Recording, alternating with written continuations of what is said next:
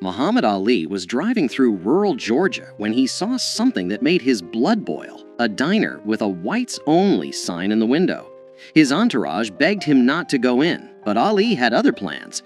What he said to the owner in those next 10 minutes left the entire diner in tears. It was the summer of 1974, just 3 months after Ali had shocked the world by defeating George Foreman in Kinshasa, Zaire, in the legendary Rumble in the Jungle.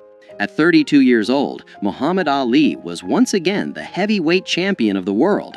He was famous, he was powerful, and he was driving through one of the most racist parts of America. Ali and his small crew, including his longtime friend and photographer Howard Bingham, his trainer Angelo Dundee, and his assistant Bundini Brown, were traveling from Atlanta to a speaking engagement in a small Georgia town. The year was 1974, but in rural Georgia, it might as well have been 1954. The Civil Rights Act had been law for 10 years, but in this part of the South, old hatreds died hard. "We'd been driving for about 2 hours," Howard Bingham later recalled. "Ali was hungry, and we were looking for some place to eat. Then we saw this diner on the side of the road. It was a small, run-down place called Miller's Diner. The paint was peeling, the parking lot was dirt, and there in the window, plain as day, was a handmade sign that read, 'Whites only, no colored served.' Bundini Brown saw it first. 'Champ, keep driving, that place ain't for us.' But Ali had already stopped the car. He sat there for a moment, staring at that sign, his jaw clenched tight. 'Ali, come on, man,' Angelo Dundee said from the back seat. 'We'll find somewhere else. This ain't worth it.' Muhammad Ali didn't say a word. He just opened the car door and started walking toward the diner. 'Oh no,' Howard Bingham said, grabbing his camera. 'Here we go.' The three men scrambled out of the car and followed Ali. They knew that look on his face. They'd seen it before he walked into the ring. It was the look of a man who had made up his mind, and nothing was going to change it. When Ali pushed open the door to Miller's Diner, the bell above it rang, and every conversation inside stopped dead. There were maybe 15 people in the place, all of them white, all of them staring. Behind the counter stood a large man in his 50s, with a greasy apron and a face that had seen too much sun and too much hate. His name was Earl Miller, and this was his diner. He'd inherited it from his father, who had inherited it from his father. 3 generations of Millers had run this place, and 3 generations had refused to serve black people. Earl Miller's eyes went wide when he recognized Muhammad Ali. For a split second, something that might have been excitement flashed across his face. Then he remembered where he was and who he was, and his expression hardened into stone. "We don't serve your kind here," Miller said, his voice loud enough for everyone to hear. "Can't you read the sign?" The diner was silent. A few customers looked uncomfortable. Others looked eager, like they were hoping for a confrontation. One elderly couple quietly stood up and left. Muhammad Ali walked slowly to the counter, his eyes never leaving Earl Miller's face. When he spoke, his voice was calm, almost friendly. "I can read just fine," Ali said. "In fact, I've read a lot of things. I've read the Constitution of the United States. I've read the Civil Rights Act of 1964. And I've read the Quran, which teaches me that all men are brothers, regardless of the color of their skin." Miller's face reddened. "I don't care what you've read. This is my property, and I got a right to refuse service to anyone I want. Now get out before I call the sheriff." Ali didn't move. Instead, he did something that surprised everyone in that diner. He smiled. "You know who I am?" Ali asked. "Yeah, I know who you are. You're Cassius Clay, the boxer." "Muhammad Ali," Ali corrected gently. "And you're right, I am a boxer. In fact, I'm the heavyweight champion of the world. 3 months ago, I beat George Foreman, a man everyone said couldn't be beaten.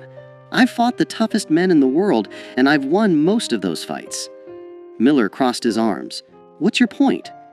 "My point," Ali said, still smiling, "is that I could walk behind that counter right now, and there ain't nothing you could do to stop me. I could knock you out with one punch. I could tear down that sign in your window. I could make you regret every racist thing you've ever said or done."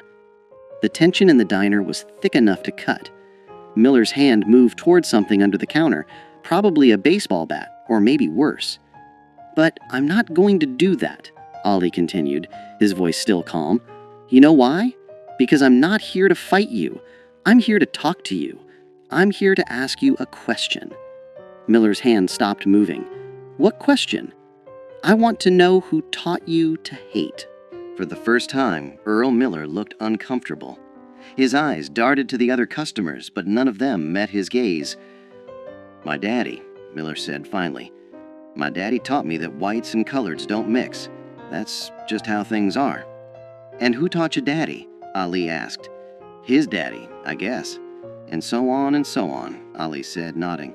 3 generations of Millers, all teaching the next generation to hate people they don't even know. All teaching their sons that the color of a man's skin is more important than the content of his character. Ali leaned against the counter, his posture relaxed, conversational.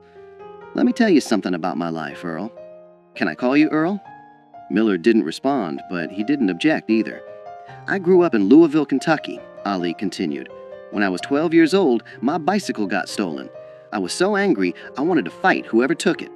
A police officer named Joe Martin told me I better learn how to fight first, so he taught me how to box. You know what's interesting about Joe Martin, Earl? He was white." Ali paused, letting that sink in. "The man who changed my life, who set me on the path to becoming heavyweight champion of the world, was a white man. My trainer, Angelo here," Ali gestured to Dundee, "he's white. Some of my best sparring partners were white. Some of my toughest opponents were white. And you know what I learned? White people ain't all the same, just like black people ain't all the same. There's good ones and bad ones in every color." "That's different," Miller muttered. "Those are your people, your work people." "No," Ali said firmly, "they're just people. That's my point. When I look at you, Earl, I don't see a white man. I see a man who's scared." "I ain't scared of nothing," Miller shot back. "Yes, you are," Ali said gently. "You're scared of change. You're scared that if you treat black people like human beings, something bad will happen. Maybe you're scared your daddy would be disappointed. Maybe you're scared your customers will leave. Maybe you're scared that admitting you were wrong all these years means you wasted your whole life hating people for no good reason." Earl Miller's jaw worked, but no words came out. Ali turned to look at the other customers in the diner. "How many of you agree with Earl here? How many of you think that sign in the window is right?" Nobody raised their hand. A few people looked at their plates. One middle-aged woman spoke up quietly. "Earl, the law says you can't have that sign anymore." "I don't care about the law," Miller said, but his voice had lost its conviction. Ali turned back to Miller. "Let me tell you what I see when I look at that sign, Earl. I see fear pretending to be strength. I see a man hiding behind his daddy's hate because he's too scared to think for himself. I see someone who could be better but chooses not to be." "I ain't scared of nothing," Miller said. "You're right, I don't," Ali agreed, "but I'd like to. See, here's what I believe, and this comes from my faith, from Islam. I believe that Allah created all people equal. I believe that the only thing that makes one person better than another is their actions, not their skin color. And I believe that it's never too late to change." Ali reached into his pocket and pulled out a $20 bill. He placed it on the counter. "I want to buy lunch for everyone in this diner," Ali said. "Black or white, it doesn't matter. I want everyone here to eat together, as equals, as human beings." Miller stared at the $20 bill like it was a snake. "I ain't taking your money," he said. "Why not?" Ali asked. "Is it because I'm black? Because I thought money didn't have a color." A few people in the diner actually laughed at that. The tension was beginning to break. Ali leaned in closer, his voice dropping so only Miller could hear. "Earl, I'm going to tell you something, and I want you to really hear me. In 10 years, maybe 20, you're going to be an old man, and you're going to look back on your life and ask yourself what you stood for. Are you going to be proud that you kept a racist sign in your window? Are you going to tell your grandchildren that you once refused service to the heavyweight champion of the world because of the color of his skin? Or are you going to tell them about the day you changed, the day you chose to be better?" Earl Miller's hands were shaking. His eyes were red. "I don't know how," he said quietly. "How to what?" Ali asked. "I don't know how to change. This is all I've ever known." Ali smiled, and this time it was warm, genuine. "You start by taking down that sign." For a long moment, Earl Miller stood frozen. Then slowly, He walked from behind the counter. Every eye in the diner followed him as he went to the window, reached up, and tore down the whites-only sign. He crumpled it in his hands, walked to the trash can, and threw it away. When he turned back, there were tears running down his face. "I'm sorry," he said, and his voice broke. "I'm sorry for that sign. I'm sorry for turning people away. I'm sorry for being a hateful man." Muhammad Ali walked over and put his hand on Earl Miller's shoulder.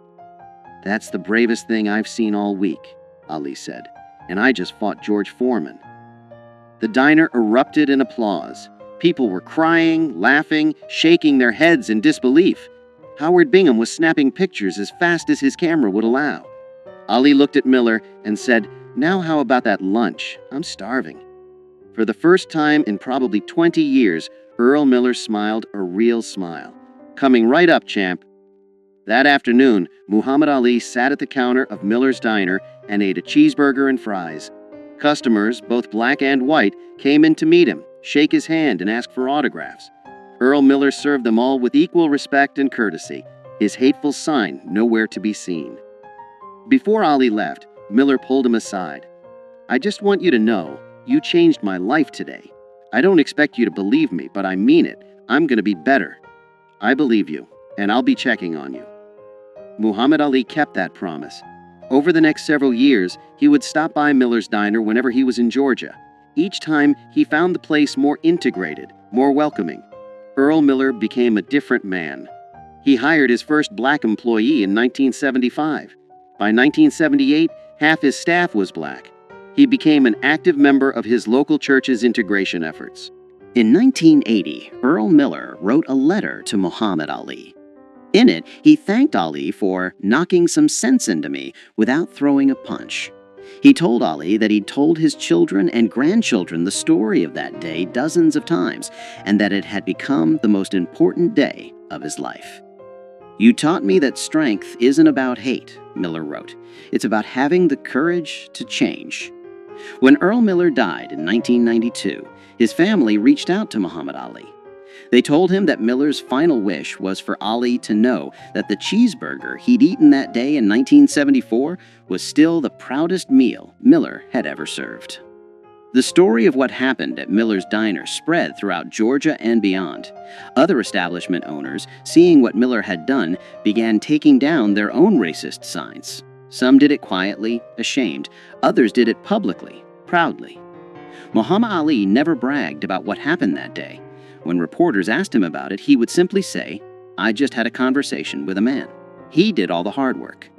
But those who were there knew the truth. Muhammad Ali had walked into a place of hate, armed with nothing but his words, his dignity, and his unshakable belief in the fundamental goodness of people. He had faced down racism not with his fists, but with his humanity. And he had won the kind of victory that matters more than any championship belt. Because anyone can knock a man down with violence, but it takes a true champion to lift a man up with words. Today, the building that once housed Miller's Diner still stands in rural Georgia. It's been converted into a community center. And on the wall, there's a plaque that reads, "On this site in 1974, Muhammad Ali taught us that the most powerful weapon against hate is not a fist, but an open heart." If this story moved you, share it with someone who needs to hear it. Because the fight against hate isn't won in a single moment. It's won in 1,000 small conversations, one changed mind at a time. And sometimes, all it takes is one person brave enough to walk through that door. Muhammad Ali showed us that you don't need to throw a punch to knock out hate. Sometimes all you need is the courage to speak the truth with love.